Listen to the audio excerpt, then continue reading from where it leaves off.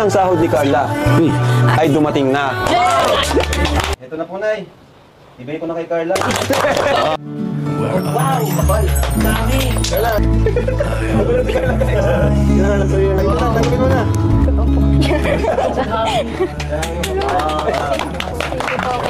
Siyempre po, kay God, unang-unang kiyarap kasi. Grabe. Nay! Hindi po. Sobra-sobra. Una, tinabuhan ako nito eh. Nahiya siya. Pero sa pangalawang pagkataon, dahil kay Kuya Starox, ako kasi yung nakita sa kanya, then yung pangalawang pagkataon, si Kuya Starox yun.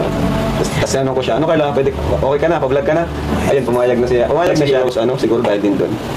Siyempre po, kaya lang papasalamat kay God. Siyempre sa hindi ko po ina-expect yung mga gantong bagay na mangyayari sa amin ngayon. Kasi po, ang pangarap lang talaga dati kila mama. Bakit? Sabi ko po kapag nakapagtapos po ako ng pag-aaral, kailangan ko po miss talagang paghihirapan ko yung mga gusto kong marating sa buhay para wala ba maingin ng yakap? Siyempre, ano kung ano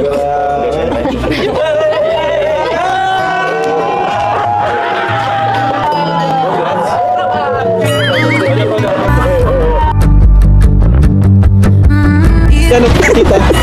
Ano sila ay, mag-vlog? masunod daw bro, papunta tayo dito. So, wait lang natin sila. Tara, pasok tayo. Let's go! Bro, bago naman yan.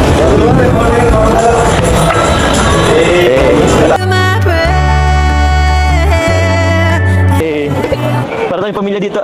Parang mga anak natin to ay. Taas yun eh. Ay, saan ba yun? Sa taas yun. Dito ba yun? Ito ah.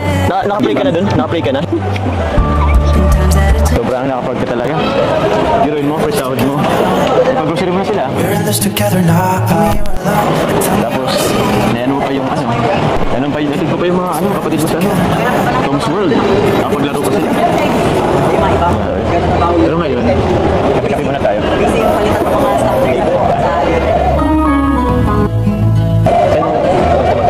Kasi ano, tama na muna yung anak. Kasi hindi naman tayo nung nakaraan.